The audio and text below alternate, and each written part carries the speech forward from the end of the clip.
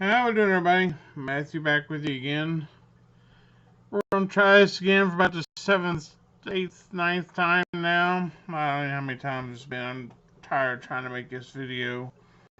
I've been having so many computer problems, and I thought the thing had crashed, and I got on here just a little bit ago and started mucking around with it, and it started working again. And I've been looking for a new computer, and I've got a new laptop in the office over here. I've got a laptop hooked up to the TV. I've got this desktop, and I don't want to take one from somewhere else, so I've got to find another desktop over here.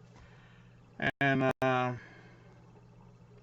father-in-law knows all about that stuff, so he's trying to find me the best deal he can on a computer. So when he does, then I'll probably get another one and put it here. But for now, I'm trying to make this one work to get this going. So hopefully this will at least record this video so you can know what's going on, because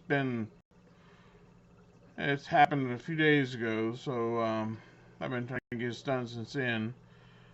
But before this thing shuts off, because it has a tendency, I'll make a 10-minute video, well 3 minutes into the video it shuts off and I don't know it. So here is the 60 or the 70, I'm sorry, Ford, box back up. I've got it waiting paint. I had to order, if you remember my last video, I had to order gravity paint. I was trying to go ahead and work on it. I was trying to buff it out, polish it out. I had some chrome work to do. I thought I had enough work on it to carry me through until the paint came. And then I made a grave mistake with the truck, and I messed it up really bad.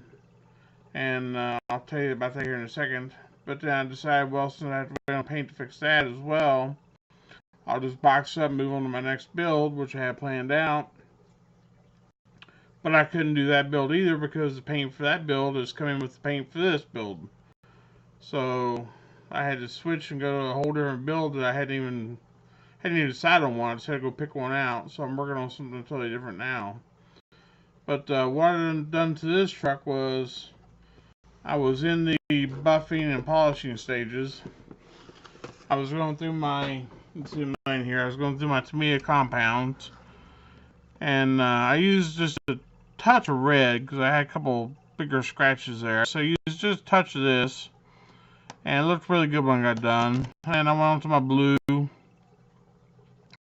Oh, it looked so good. And it had nice, oh, it was just beautiful. So I went through that, and I used a blue paper towel on that. So when I got done with this, I grabbed my eyeglass cleaning cloth, grabbed my white compound. Man, I was gonna make it look like glass. Grabbed that and squirted some of this on, and started rubbing it on the top, right on the roof, around the cab of the truck. And I was like, man, that's a lot thicker than the other compounds. And it started drying, got really hard. And I was like, what in the world is going on with that? So I started trying to get it off, and I couldn't get it off, and it started eating through the clear coat, started eating through the paint, and it started etching the plastic. Like, what in the world is wrong with this stuff? And I'm trying to straighten the tube out to see if air got in there, if it was cracked or what went wrong. And I squirted about half of the tube out on a paper towel to see if it had gotten just dried out, if I could get to a fresher spot or what was going on. And so I went through all that and I laid it back down. And then I started working with the truck and went through all that. And finally decided I had to sand it all off. And so I got all sanded back down, smoothed out, ready for paint. And then finally I was like, well, what was wrong with that tube of stuff? So I pick it back up and I'm looking at it. I take the lid back off, and I look at it and I'm like, well, that's nice and runny, and there's nothing wrong with it, and the tube looks in really good shape. And then I realized, well, that's not a tube that I had in my hands a second ago. So, long story short, when you get done with your Tamiya putty, be sure you get that off your workbench, because when they're all upside down and scattered all over your workbench, the white lidded Tamiya, when they're upside down, they kind of look all alike. Those are, kind of Japanese writing. So little tubes, got a white lid. If you're not paying real close attention and you don't see it says putty, it's an honest mistake. It really is. So,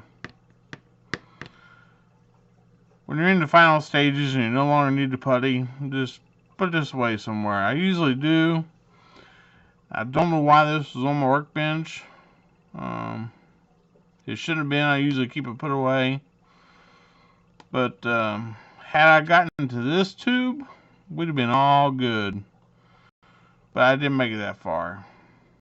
So that's what happened to the old 70 there. So we're waiting on paint to come. I've got it all worked down.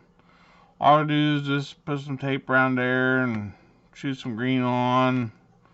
A little bit more gloss, and we're all golden. But it is savable, but it sure caused some headache. But just like I say, be sure and keep this away from that. And so I'll come back here in a second and show you what I'm building next, which you can probably see over there in the thing. But I want to make sure this video is going to take, and keep these two videos separated. So let me cut you off here for now, and I'll come back here in a minute and show you what I'm starting on next. And thanks for watching. Stay tuned, and bye-bye.